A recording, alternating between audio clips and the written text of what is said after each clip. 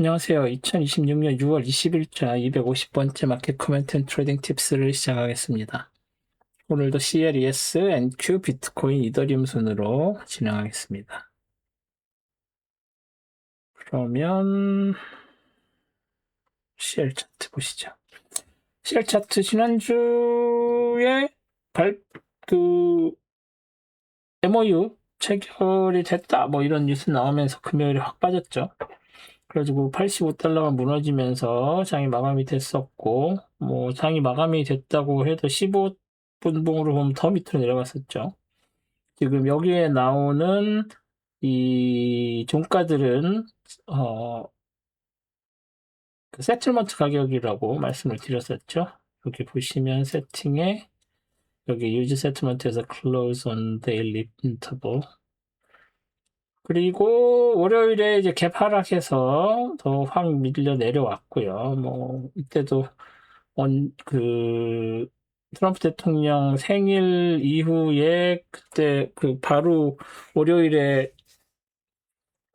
서명이 되니 안 되니 뭐 이런 얘기 나왔었기 때문에 그랬고, 화요일에 이제 뭐 그게 거의 됐다 뭐 이런 식으로 돼서 됐고, 수요일에는 약간 삐걱거리네 뭐 이런 것 때문에 도지 만들었는데 결국 목요일에 서명하는 게 나왔고 양쪽에 서명했다고 발표했고, 그런데 하루 만에 영 삐걱거려 하면서 살짝 오르긴 했는데, 문제는 금요일이 공휴일이라서 금요일장이 아니죠. 여기 보시면은 어, 유, 이게 지금 6월 22일 월요일 봉으로 돼 있죠.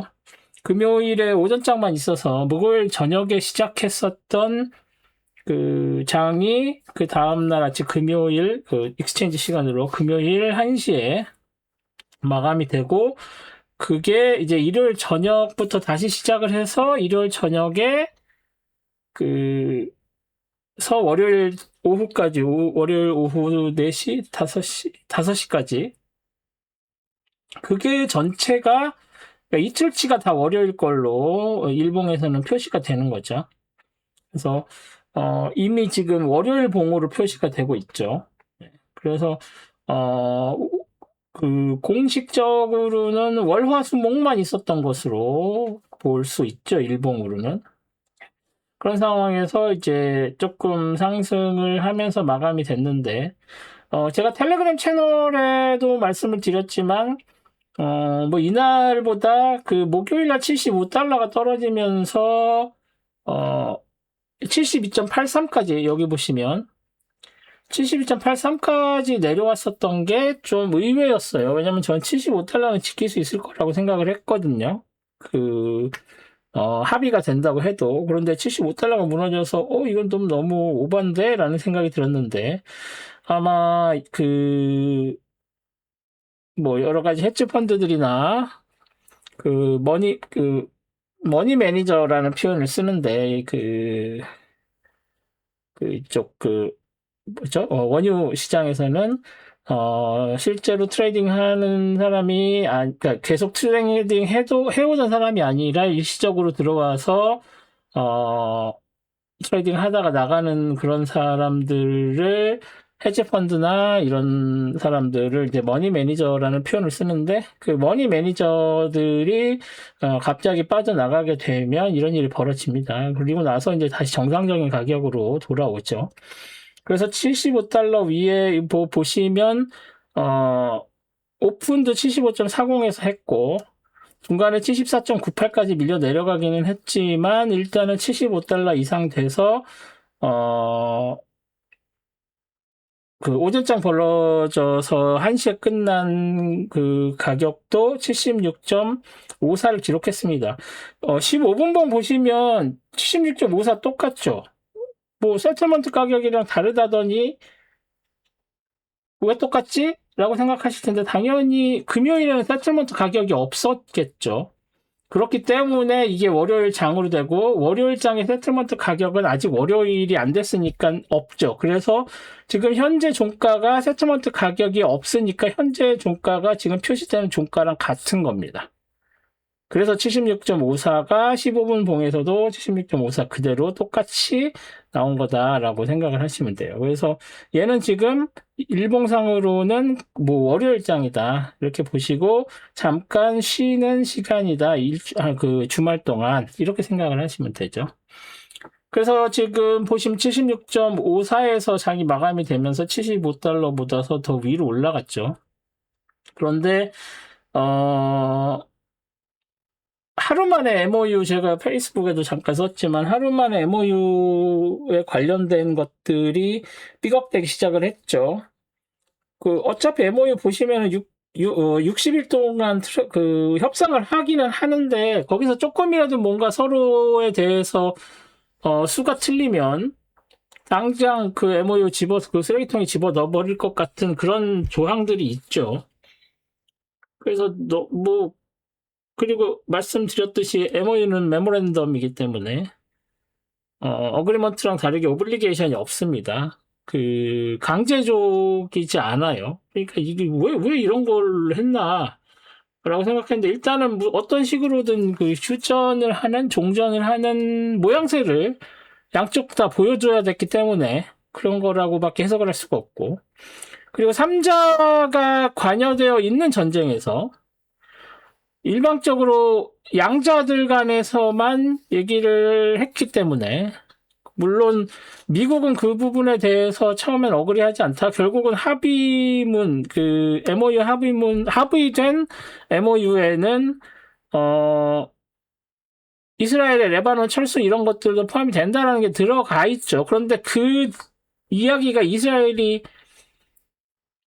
포함되어 있지 않은 거죠. 그 협상 과정에. 이거는 뭔가 싶기는 했는데 결국은 그 문제 때문에 삐걱거리고 있고, 그 문제들이 어떤 식으로 튀어나올지 모르기 때문에, 그리고 그게 바로 호르무즈 해협의 오픈하고도 연결이 돼 있습니다.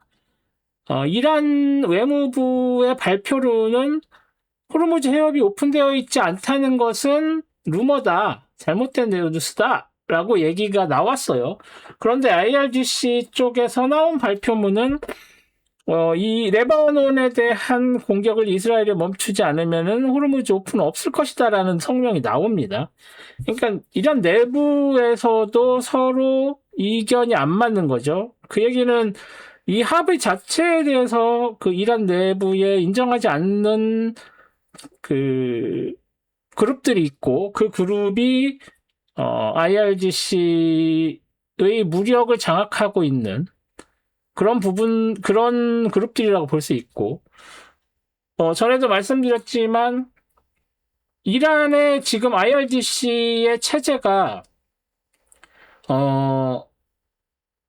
그 각 지역이나 아니면 지부 IRGC의 하부 명령 체계의 그 우두머리가 유고시에 뭐 암살을 당한다든가 폭격을 당한다든가 없어져도 넘버 2, 넘버 3, 넘버 4 이상 이미 순서를 정해놓고 그 순서대로 해당 그룹에 대한 지휘권이 자동으로 이양되게 그런 식으로 만들어놨기 때문에 그 지휘 체계 자체가 굉장히 독립적으로 구성이 돼 있다고 전에 말씀을 드렸었죠. 그렇기 때문에 위에서 그 명령을 내려도, 예를 들어서 뭐 호르무즈 해협 오픈을 해야 된다라고 명령을 내려도 일선 지휘관들이 그 부분에 대해서 받아들이지 않게 되면 굉장히 컨트롤하기가 어려운 시스템이 되어버린 상황입니다, 이미.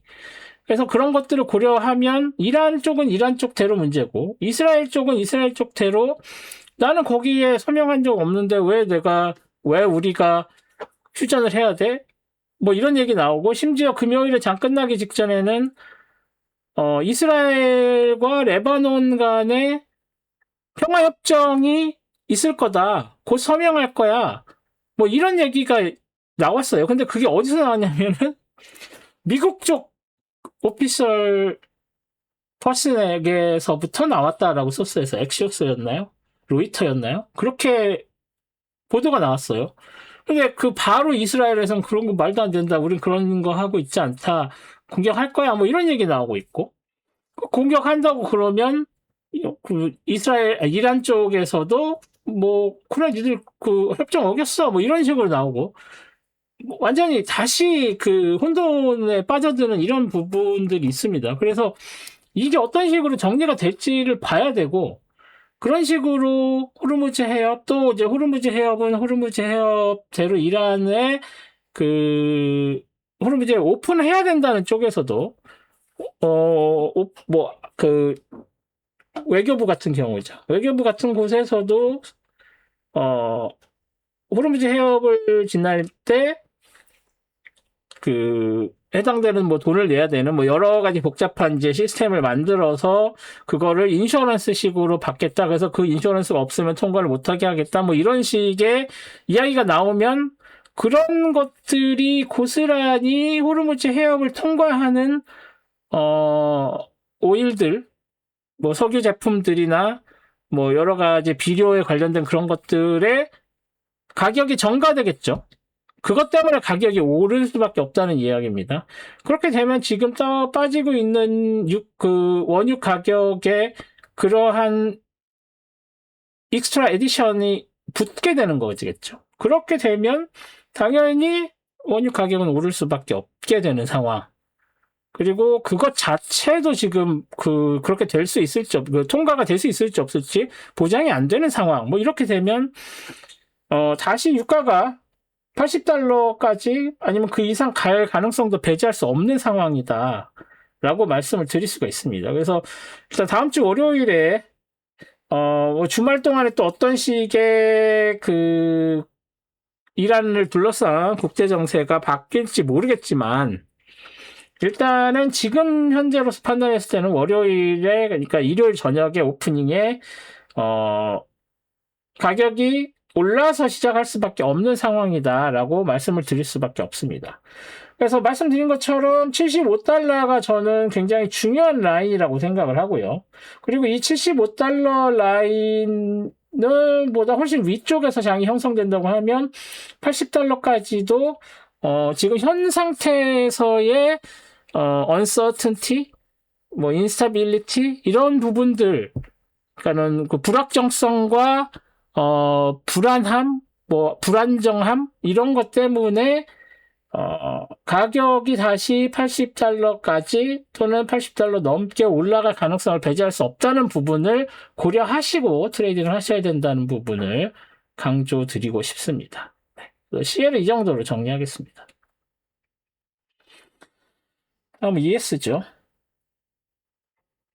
ES는 지난주에 이제 월요일에 지난주까지만 해도 6월물이었고 이제 9월물로 월요일에 롤오버가 됐죠. 그리고 아마 키움 차트 보시는 분들은 NQ는 화요일, ES는 수요일 뭐 이런 식으로 롤오버가 됐었던 걸로 기억하는데 어쨌거나 9월물로 롤오버 됐고 지금 현재는 콘텐고 상황이고 콘텐고 상황이라 선물 가격이 차월물, 근월물 말고 차월물이 훨씬 더 가격이 높은 상황이고 그래서 월요일에 오프닝해서 월요일에 안 그래도 가격이 상승하면서 신고점을 찍었죠. 뭐 신고점을 이렇게 표시를 해야 되면 하는데 하면 안 되는 상황이고 필요하면 그때 하죠. 그래서 신고점이 갱신이 됐어도 일단 중요한 레벨은 언제예요 이게 6월 1일 고점이 되게 중요한 레벨이고 여기서 저항을 받은 걸로 보면 되겠죠. 그래서 월요일 올라왔고 화요일에 저항받고 수요일에도 밀려서 내려왔고 다시 상승 목요일 상승 그리고 금요일에 도지 만들면서 하락인데 얘는 아까 말씀드린 대로 얘는 금요일봉이 아니에요. 월요일봉입니다. 또 금요일에 장이 안 이루어졌기 때문에 이거는 월요일장에서 보셔야 될 거라서 이 전에 있는 4개의 봉만 보고 말씀을 드릴게요. 일단은 수요일에 있었던 FOMC 레이트 시전에 의한 부분들이 좀 있다고 봐야 될 것 같고요. 수요일엔. 뭐 그리고 나서 다시 오르긴 했습니다만 여전히 인플레이션 관련 부분에 대한 논의가 계속되고 있다. 뭐 제가 페이스북에는 정리해 드렸는데 다시 한번 설명을 드리면 지금 현재의 레벨을 동결을 했는데, 그, 정책금리를 일단, 그 기준금리를 동결을 시켰죠. 동결을 시키는 와중에, FOMC 멤버들의 컨센서스는 굉장히 매파적이었다. 다시 말해서, 조만간 인플레이션의 상황을 보니까 조만간 이거 그러니까 인상을 해야 될 수도 있겠다. 기준금리 인하가 아니라. 그렇게 해서 점도표가 나왔죠. 근데 이번에 새로 임명된 케빈 워시 의장은 지금 있는 데이터만으로는 이런 워딩을 한 건 아닌데 그 해석을 하면 이렇습니다. 지금 현재 데이터만으로는 상승을 하는 게 맞을 수 있지만 그 FOMC, 그 페드가 보고 있는 이 데이터 자체가 문제가 있을 수 있다. 우리는 이 고전적인 데이터만 보면 안 되고 실제로 그 기업들이나 인베스트먼트 뱅크들이 보고 있는 그런 것들을 보면서 정책 결정을 해야 된다. 그래서 그렇게 데이터 컬렉션 자체에, 그러니까 데이터가 오염이 됐다는 게 아니라, 봐야 될 데이터를 안 보고 너무 옛날식의 그 틀에 박힌 데이터만 보고 있다. 라고 그러니까 얘기를 하는 거죠. 그래서, 좀 더 현실적인 데이터를 어떤 식으로 컬렉트하고 어떤 식으로 반영할 것인지에 대한 타스크 포스를 만들어서 페드의 디시전 메이킹 시스템 자체를 변혁을 시키겠다. 뭐 그런 식의 이야기를 하면서 앞으로 전망 이런 것도 얘기 안 하겠다. 왜냐하면 그 전망을 하려면 제대로 된 데이터가 있어야 되는데 우리는 지금 제대로 된 데이터가 없어라고 주장을 했기 때문에 그래서 자기는 점도표도 안 찍었다는 거예요. 그 점도표라는 게 그 현재 FOMC 멤버들이 보고 있는 향후 기준금리가 어떻게 될 것인지 현재 시점에서 봤을 때 예상을 하는 거를 찍으면 그 점 찍은 그러니까 어디일 것이다라고 딱딱 이야기를 하면 그것을 점으로 표시를 한 걸 점도표라고 하는데 그래서 그걸 보면은 FOMC 멤버들의 얼마 정도가 인상을 생각하고 있고 얼마 정도가 인하를 하고 있고 뭐 이런 걸 볼 수가 있는 거죠.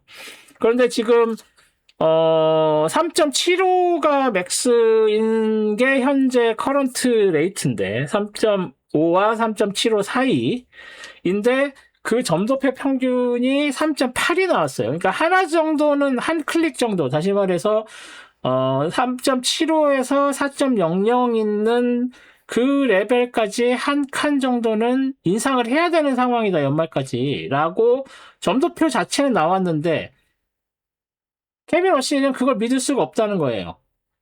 그 얘기는 결국 자기는 올리지 않고 내리고 싶다라고 이야기한 거나 다름이 없습니다. 본인은 그렇게 얘기를 하지 않았는데 올리는 거에 동의할 수 없고 그거는 엉뚱한 데이터를 보기 때문이다라고 얘기를 한 거고 그래서 그 데이터를 어떤 다른 데이터들을 봐야 되는지를 태스크 포스를 통해서 결정하겠다는 건데 얼마나 빨리 이루어질지 모르지만 그때까지는 참아라. 뭐 그때까지는 예측 같은 거 안 해. 뭐 이런 얘기를 한 거죠.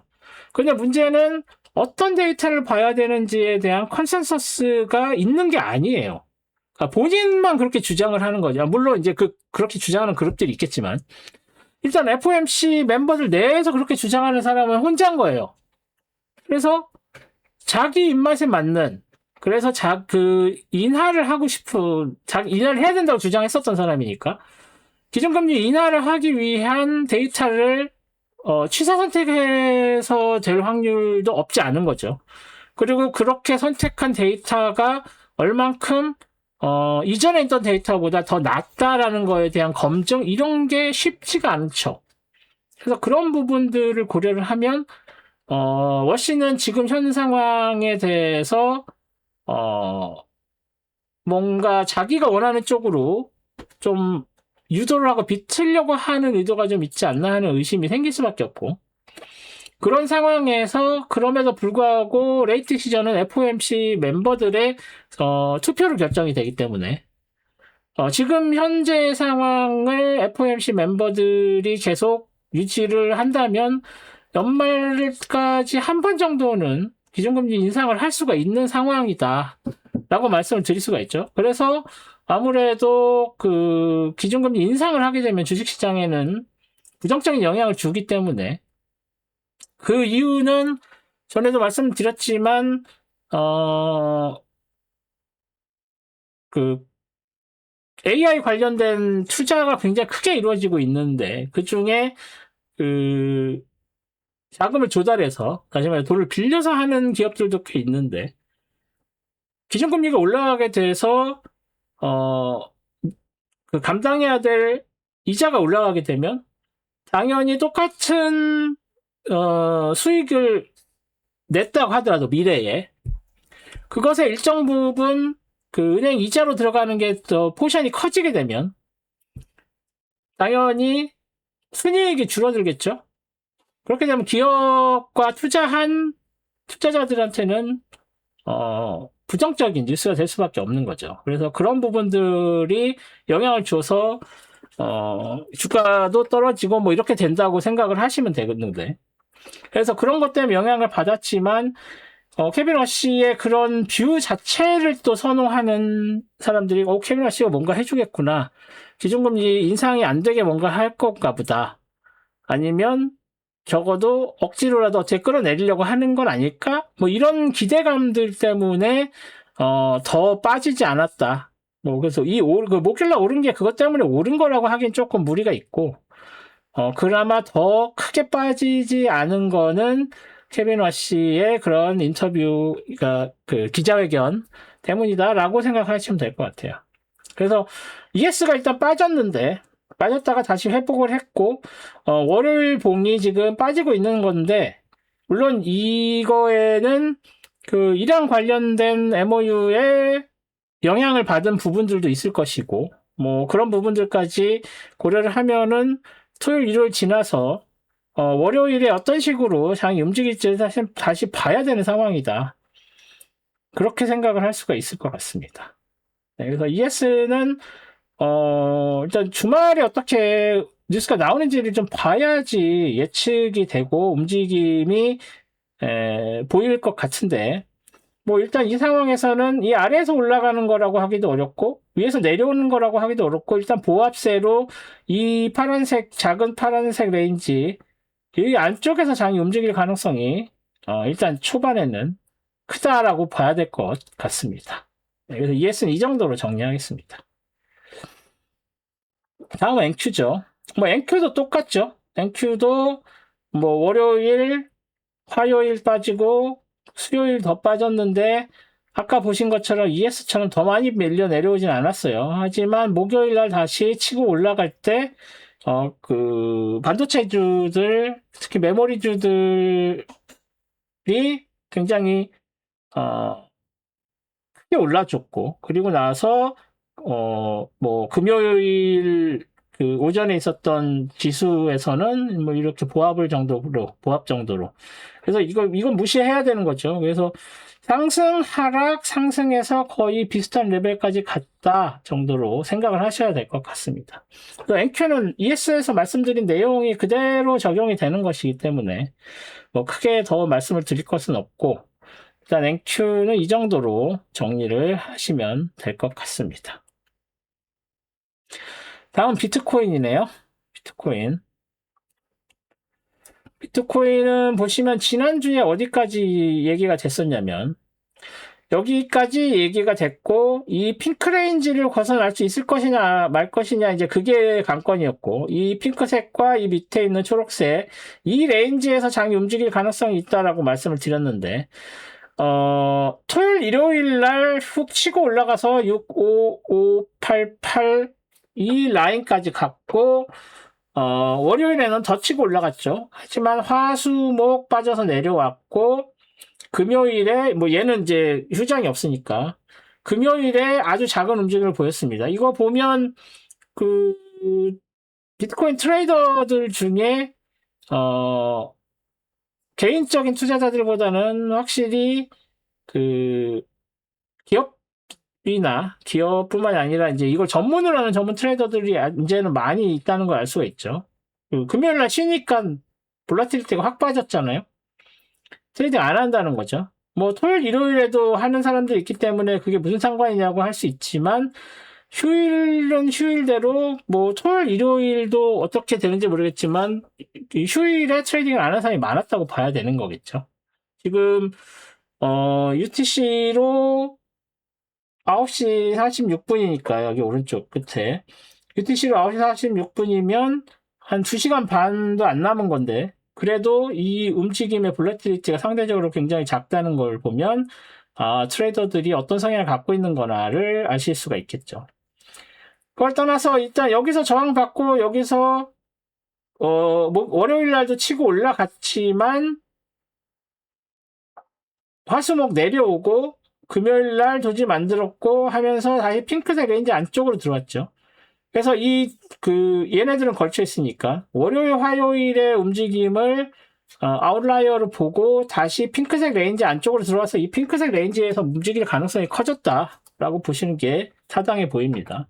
그리고 여기서 뭐 이런 트렌드 라인을 다시 그린다거나 한또 여기를 이렇게 그린다는 것 정도는 그래서 여기서 뭐 지지받았다 이거 이렇게 얘기하기는 좀 그렇고 여기에 있는 트렌드 라인 이 정도만 해놓는 게 적당해 보입니다. 왜냐하면 레인지 무브로 들어가면 거기서부터는 더 이상 새로운 트렌드 라인 안 그린다고 했죠. 하지만 그 전에 레인지 무브 움직이기 전에 있었던 거에서 시작된 트렌드 라인은 그려줘도 된다라고 말씀을 드렸기 때문에 이게 여기에서 뭐 저항을 받아서 여기가 깨지고 여기서 더 밑으로 내려가고 뭐 이런 식의 움직임이 생긴다고 하면 이게 실질적으로 레인지 무브가 된 게 아니다라고 생각을 할 수 있기 때문에 그렇게 말씀을 드린 거고 이게 진정한 레인지 무브라면 이 레인지 안에서 이렇게 오르락 내리락 하면서 이 다운 트렌드 라인 따위보다 더 강한 레인지 무브로 움직일 거기 때문에 어떻게 보면 이 다운 트렌드 라인을 깨느냐 안 깨느냐가 레인지 무브이냐 아니냐를 가름하는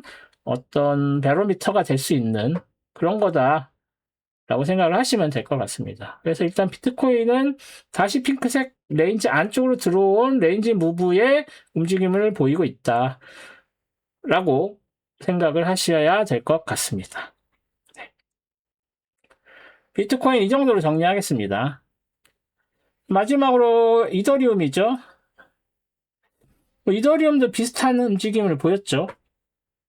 토요일, 일요일에 이 작은 핑크색 레인지를 안쪽에 있었고 월요일에 벗어났고 화요일에 도지 수요일에 밀렸고 목요일도 밀리고 금요일에 작은 레인지로 도지 그러면서 결과적으로는 월화 수까지 걸쳐 있긴 하니까 뭐 화요일 하나만 아웃라이어로 빠지고 걸쳐 있고 여기에 레인지 안쪽으로 다시 들어올 가능성이 보였었다 이전에 이렇게 생각을 해야 될 것 같고요. 그래서 핑크색 작은 레인지지만 이 핑크색 레인지 안쪽으로 또 들어와서 뭐 이 안에서 다시 시장이 움직일 가능성이 커졌다라고 보시면 되고 아까 말씀드린 트렌드 라인 레인지 무브 시작한 트렌드 라인 안 그린다라는 거는 이런 트렌드 라인을 그리지 않는다는 거죠. 그런데 그게 아니라 그 전에 있었던 뭐 여기에서 이걸 따라가는 이런 식의 트렌드 라인도 그리고 싶으면 이거는 된다는 거지. 이건 허용이 된다는 얘기죠. 근데 이미 여기서 내려오는 더 강한 트렌드 라인이 있었기 때문에 그래서 그거에 저항받은 걸로 이미 여기에서 작용을 한 걸로 보고 여기에 있는 여기 그 다른 다운 트렌드 라인에서도 지지를 받고 일단 도지 만들었다가 얘가 깨진 걸로 여기 지금 컨펌이 된 거죠. 이 다운 트렌드 라인이 여기에서 지지받고 올라가다가 여기서 크로스하고 여기에서 떨어져서 그 브레이킹 다운 된 게 컨펌이 된 상황이 된 거죠. 그래서 이 핑크색 레인지 안쪽으로 다시 들어왔다라고 생각을 해야 될 것 같습니다. 그래서 이더리움은 이 정도로 정리하겠습니다.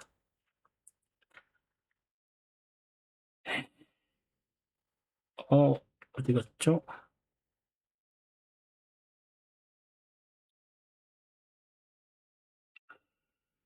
잠시만요. 네. 네, 아이고, 이게 왜 나왔는지 모르겠네요.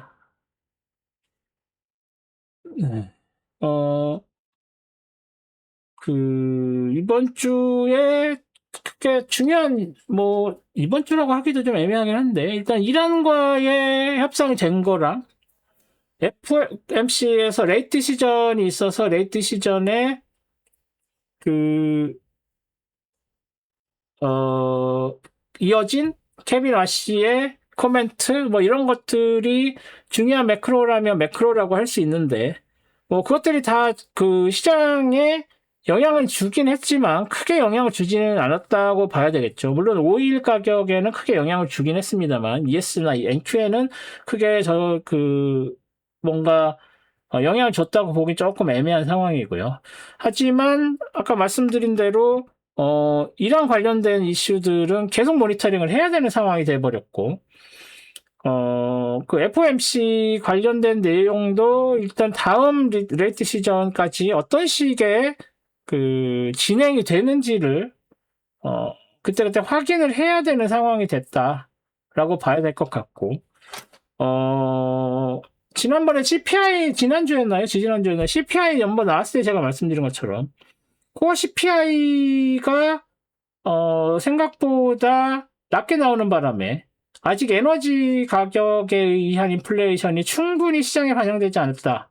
그러니까 리테일 시장에 반영되지 않았다라고 생각을 해야 되기 때문에 그런 부분을 고려하면 지금 현재 진행되고 있는 그 새로운 인플레이션도 약간 드래깅하는 인플레이션일 가능성이 커졌다고 저는 개인적으로 생각을 합니다. 그래서 그런 인플레이션 상황에서는 다음에 있는 FOMC 미팅과 그 다음에 있는 FOMC 미팅에서도 쉽게 기준금리를 인하하겠다는 전망을 내놓기 어려운 상황이 아닐까라고 생각을 할 수밖에 없다. 그러니까 기준금리를 내린다는 게 아니라 뭐 3개월 후에는 내리겠는데 연말까지 한번 내릴 수 있겠는데 이런 식의 전망 자체도 미뤄지는 상황이 될 수밖에 없다. 왜냐하면 CPI가 아직 그렇게 기대하는 것보다 빠져서 내려오지 않고 있다는 부분, 에너지 가격이 계속 고공행진을 하고 있다는 부분, 이런 부분들이 여전히 남아있다라고 봐야 된다라고 말씀을 드리면서 이번 동영상은 마치도록 하겠습니다. 그리고 지금 제가 아직 공지는 안 했는데 제가 50번째, 다시 말해서 이번 주가 250번째 동영상이잖아요. 그래서 200, 150, 100일 때마다 라이브를 한번 했었어요. 그냥 무료로 Q&A 하는 라이브를 했었는데 제가 한국 갔다 오고 뭐 이런 것 때문에 좀 바빠서 미리 준비를 못하고, 그래도 그냥 넘어가기는 그래서, 수요일쯤에 공지를 내서, 수요일 저녁 8시쯤에, 라이브를 한번 진행을 하도록 하겠습니다. 그래서 그 내용은, 댓글이나 아니면 뭐 커뮤니티 게시판에 공지를 올릴 텐데, 그 공지에 댓글로 달아주시면, 그런 주제들을 가지고 라이브를 진행하겠습니다. 6월 24일 12시, 저한테는 12시, 한국 시간으로는 오후 8시, 그 시간에 라이브를 진행하겠다고 할 테니까 많이 참석을 해주시면 감사드리겠습니다. 네, 그럼 오늘 여기까지 마치고요. 일요일에 스톡 차트 애널리시스 하고 저는 수요일에 찾아뵙는 걸로 하겠습니다. 오늘도 시청해주셔서 감사드리고, 다음 동영상에서 찾아뵙겠습니다. 고맙습니다.